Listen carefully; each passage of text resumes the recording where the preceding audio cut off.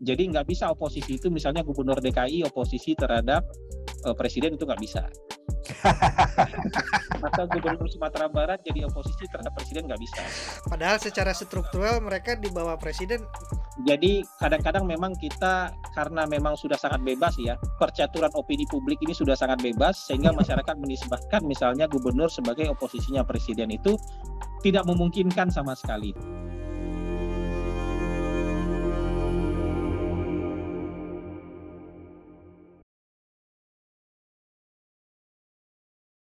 Halo, assalamualaikum warahmatullahi wabarakatuh. Ketemu lagi dengan channel Hasan Nasbi. Kali ini kita punya program baru namanya Tampol Tanya Materi Politik bersama Hasan Nasbi.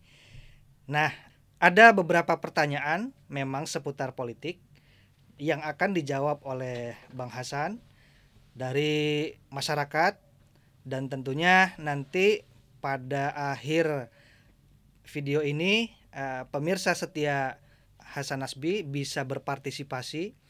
Nanti caranya akan disebutkan di akhir video ini. Nah, kali ini pertanyaan yang sudah disiapkan untuk Bang Hasan. Pertanyaannya seperti apa?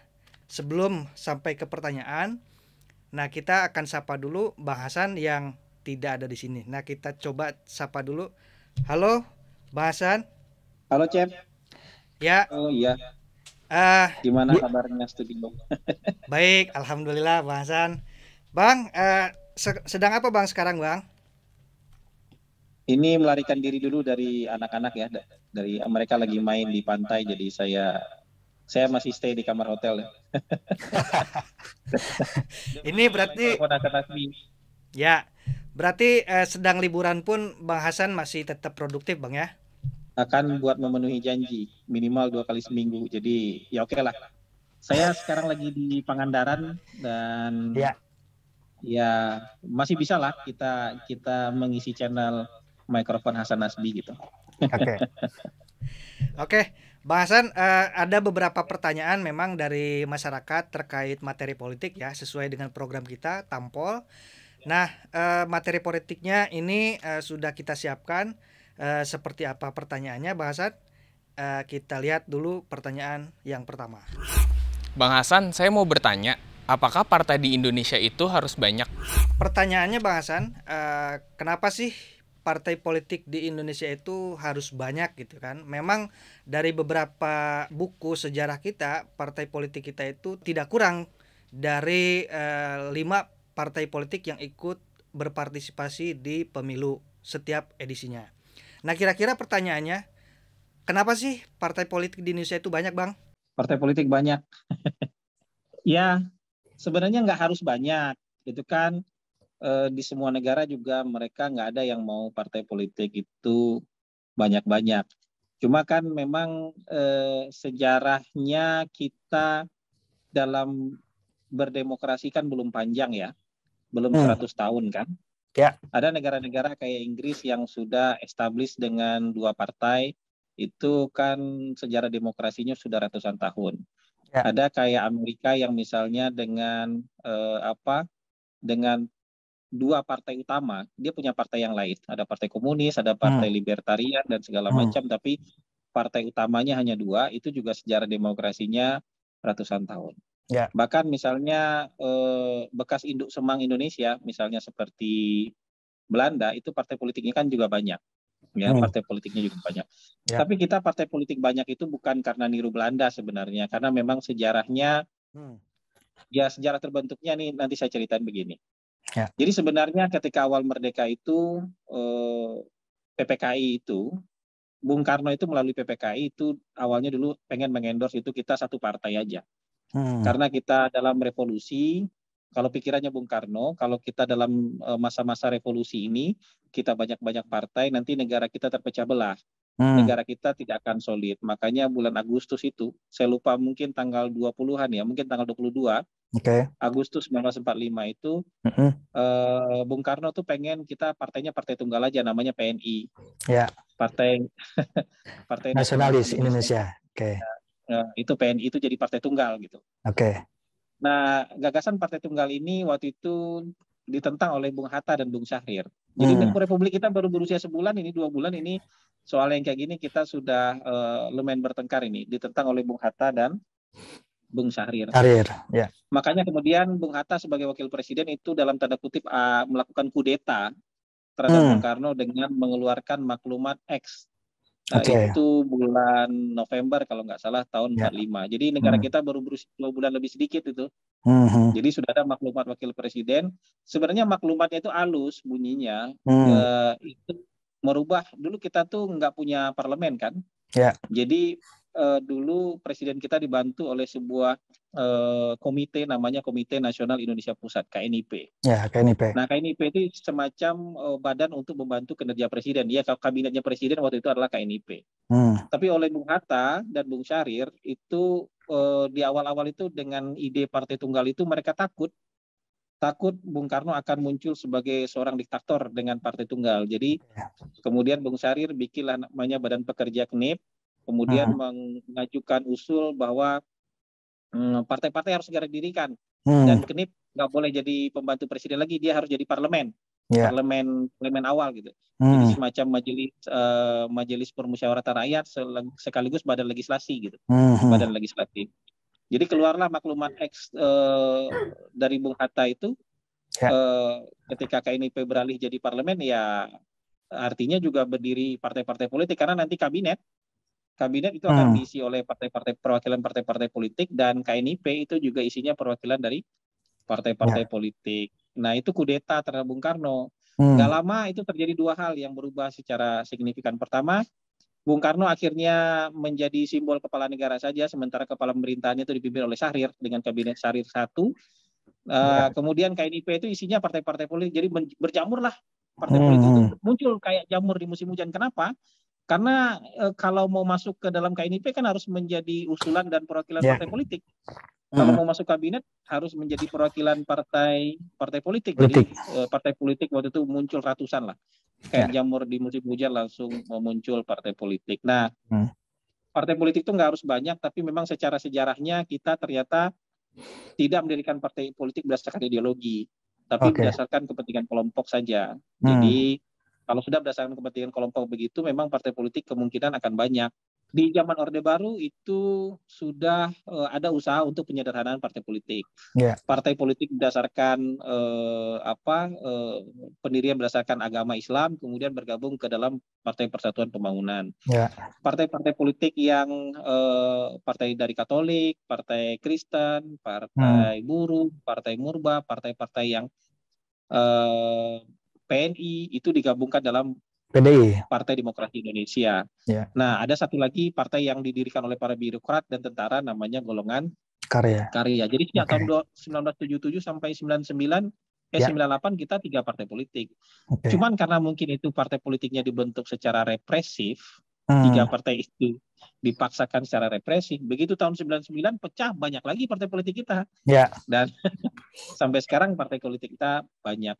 Jadi partai politik nggak harus banyak, cuman seleksinya supaya lebih sederhana mungkin memang lewat mekanisme pemilu dan mekanisme yang lebih alamiah. Lebih alamiah itu artinya orang sudah tahu diri, jadi nggak bikin partai lagi.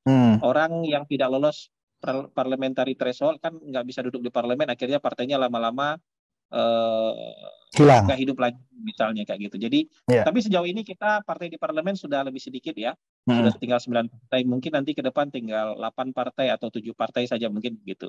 Karena menurut saya dengan sistem yang ada sekarang memang pelan, tapi lama-lama partai kita akan sederhana. Tapi saya nggak yakin akan jadi 2 partai saja, mungkin kita akan jadi 5 atau 6 partai. Kalau melihat aliran, bukan aliran ya, kalau kita melihat basis-basis politik yang ada di Indonesia, mungkin menurut saya partai yang akan tersisa nanti semacam PDIP, kemudian Golkar, kemudian PKB, kemudian PAN, PKS. Jadi 5 atau 6 partai itu partai yang punya basis dan punya masa depan agak panjang lah, kayak gitu. Berarti memang dari beberapa banyak partai politik itu terkait dengan sejarah dan memang sejarah ini secara tidak langsung akan diseleksi juga secara alamiah Bang itu ya, akan terus menyusut sampai ke beberapa partai yang tadi Abang sebutkan ya. Ya, alamiah yang kita maksud itu maksudnya lewat mekanisme yang disepakati bersama ya. Misalnya mekanisme pemilu, mekanisme parliamentary threshold gitu-gitu. Yang kayak gitu-gitu yang akan menyebabkan nanti partai politik lama-lama akan semakin terseleksi dan semakin sederhana. Cuma kalau melihat kelompok-kelompok kepentingan yang ada di Indonesia, kayaknya kita tidak akan mengerucut menjadi dua partai. Oke. Saya nggak tahu ya, 100 tahun lagi kita nggak tahu. Tapi mungkin kalau dalam jangka waktu 20-30 tahun ke depan, ya mungkin kondisinya akan tidak jauh berbeda. 5 atau 6 partai gitu. Oke. 5 atau 6 partai utama itu udah bentuk sederhana dari pembagian partai-partai politik di Indonesia gitu. Menarik sekali bahasan. Kita coba masuk ke pertanyaan kedua. Pertanyaannya seperti apa? Ini dia. Bang Hasan mau nanya dong, bagaimana peluang partai-partai baru di pemilu 2024? Oke, Bang Hasan, ini menarik juga. Masih terkait sepertinya dengan pertanyaan pertama. Kenapa dari pertanyaan pertama itu, kenapa sih Indonesia itu punya partai-partai yang banyak sekali? Nah, sekarang memang setiap edisi akan selalu ada partai-partai baru yang akan berlaga di pemilu gitu ya. Nah, peluangnya atau akan banyak berbicara nggak? Partai-partai baru kemunculannya itu nggak mungkin bisa dilarang. Karena itu kan hak warga negara untuk berserikat, berkumpul, termasuk juga berpartai kan gitu. Oke. Cuman sekarang konsensus kita adalah orang yang bisa masuk ikut pemilu adalah yang lolos verifikasi faktual. Nah itu juga saringan itu kan. Oke. Nah orang yang bisa duduk di parlemen adalah yang lolos parliamentary threshold. Jadi minimal ada 2 saringannya kayak gitu kan. Ya. Nah bagaimana dengan peluang partai-partai baru? Saya melihat untuk 5 tahun, 10 tahun yang akan datang itu partai-partai yang sudah eksis di parlemen itu suaranya sudah lumayan mapan. Lumayan mapan dalam arti dari pemilu ke pemilu suara mereka basis mereka sudah kebentuk. Jadi kayak misalnya Golkar, PDIP, Gerindra sudah kebentuk. Walaupun ada turun naik misalnya karena mereka punya capres dan capresnya lumayan besar, partainya jadi besar. Tapi menurut saya kayak Gerindra itu basisnya sudah kebentuk. PDIP, Golkar tentu sudah kebentuk. PAN, PKS sudah terbentuk juga. PKB sudah terbentuk. Jadi kalau kita lihat partai-partai yang tidak punya capres secara langsung itu suaranya dari pemilu ke pemilu itu cukup lumayan mapan. Kayak PAN dari pemilu tahun 2009 ke sini sudah lumayan mapan. Dari 2004 malah sudah lumayan mapan suaranya. PKB pernah anjlok di tahun 2004 tapi setelah itu mapan sekarang. Jadi sudah sangat mapan suaranya, suara partai politiknya.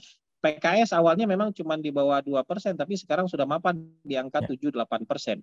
Ya, yang jadi pertanyaan kita nanti soal P3 aja, apakah P3 akan bisa rebound lagi menjadi sekitar 5-6%, kita nggak tahu.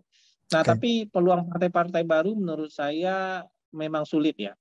Ada partai baru yang kemudian mendapatkan tempat kemarin Nasdem, tapi setelah Nasdem itu sudah kecil lah peluang partai baru, misalnya seperti PSI, Perindo, kayak gitu-gitu, sepertinya kecil. Bahkan dari sisi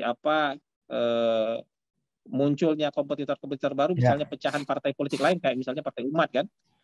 Partai Umat menurut saya tidak akan memecah suara PAN. Atau Partai Gelora menurut saya tidak akan memecah suara PKS. Jadi memang partai baru tidak bisa dilarang, tapi kita harus secara fair bilang bahwa peluangnya partai baru ini masih sulit untuk bisa bicara apalagi masuk parlemen. Kecuali, nah kan ini kecuali, kayak terjadi di Malaysia, tiba-tiba ada tokoh besar keluar dari partai utamanya, kemudian dia bikin partai baru, itu mungkin. Tapi kayak Pak Amin Rais bukan tokoh besar seperti itu menurut saya. Kalau Mahathir Muhammad waktu itu kan dia keluar dari UMNO, dia bisa bikin partai baru, PKR, kemudian bisa berbicara di level nasional. Bahkan koalisi pun menang waktu itu, koalisi dia waktu itu menang pemilu. Tapi itu kalau sekarang kita nggak melihat ada tokoh sebesar itu yang keluar, atau kayak Surya Paloh gitu, keluar bikin partai dan bisa akan mengganggu kemapanan partai-partai lama. Menurut saya sih enggak. Kalau sekarang 2024 ini kita nggak ngelihat kayak begitu. Bahkan termasuk Amin Rais pun tidak saya lihat sebagai orang tokoh yang akan mampu membuat partainya berbicara di level nasional. Akan mengganggu suara PAN? Menurut saya enggak. Menurut saya enggak sama sekali.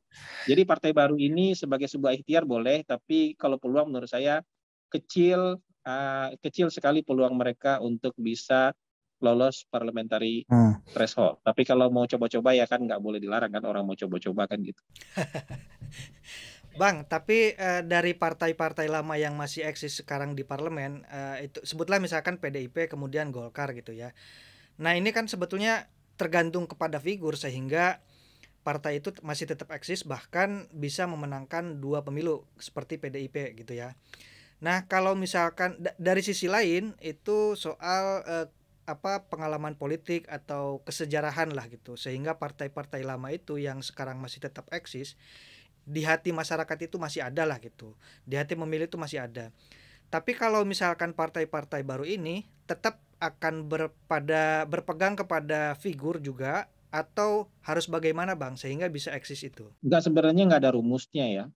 Kan kalau misalnya PKS, PAN itu kan hari ini nggak ada figur yang besar. PKB juga nggak ada figur yang besar kan. Ya. Golkar sekalipun nggak ada figur yang besar. Golkar itu ya tokohnya besar tapi bukan figur yang punya magnet elektoral kayak seperti dimiliki oleh PDIP gitu loh. Jadi nggak ada rumusnya. Jadi sebenarnya perolehan suara pileg itu saya yakin itu diperoleh ada karena kebesaran tokoh ada.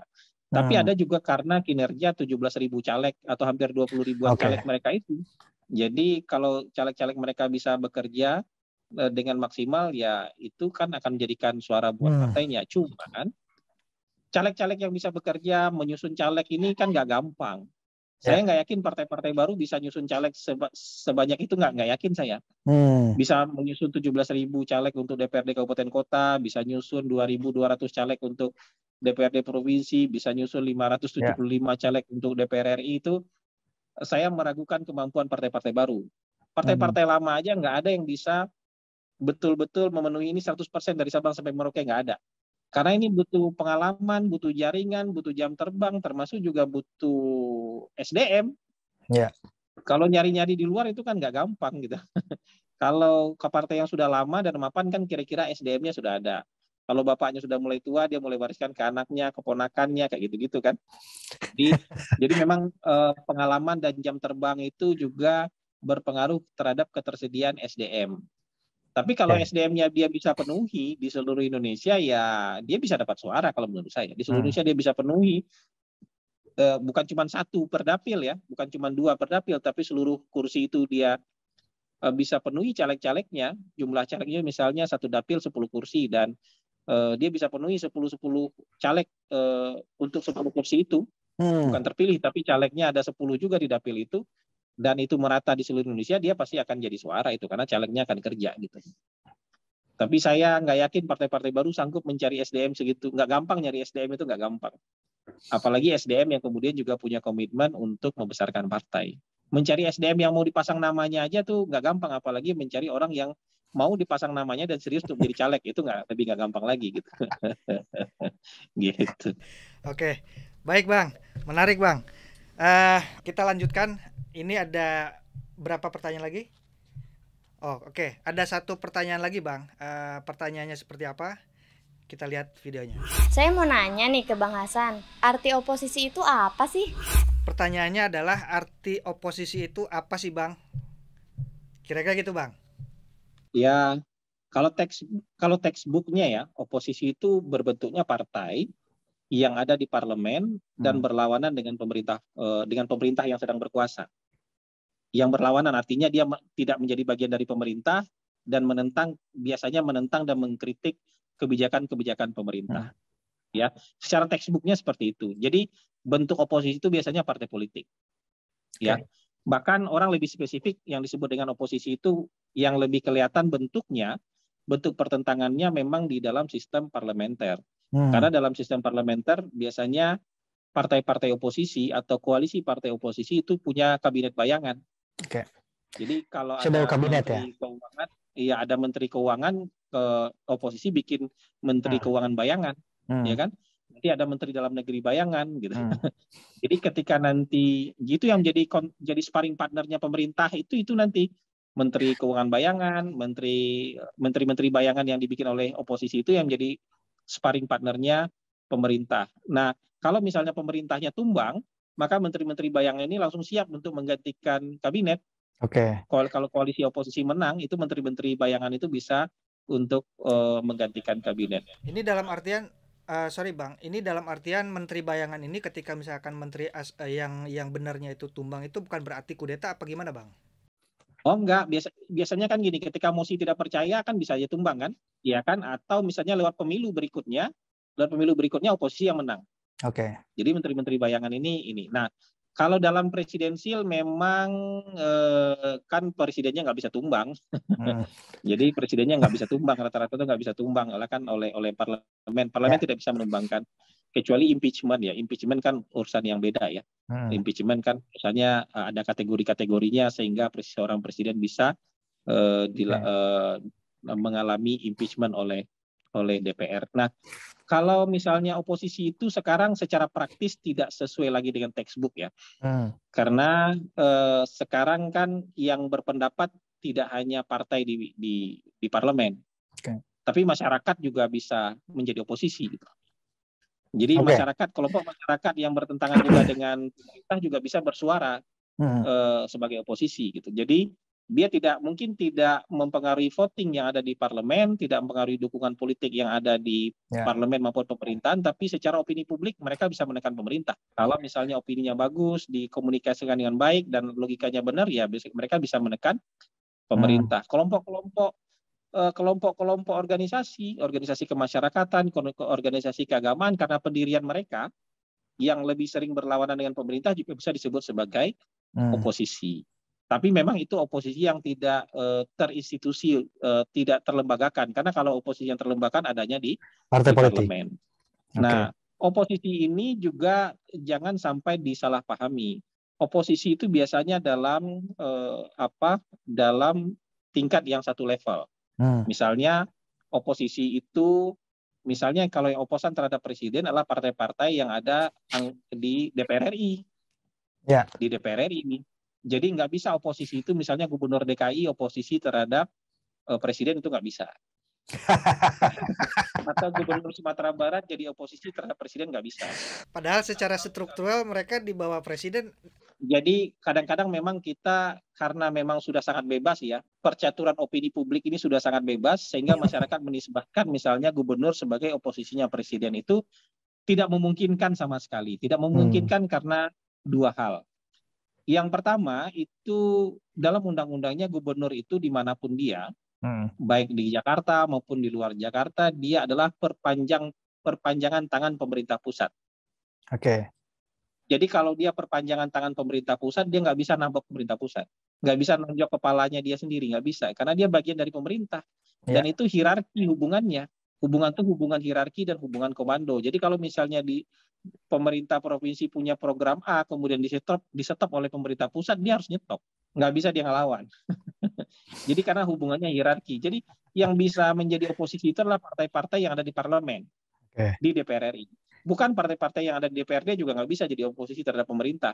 Partai-partai yang ada di DPRD, dia hanya bisa beroposisi terhadap kepala daerah yang selevel dengan dia, misalnya dengan gubernur, atau dengan wali kota, jadi wali kota. Yang kedua, karena negara kita negara kesatuan, gubernur itu nggak bisa beroposisi karena budgetnya kan nggak mandiri.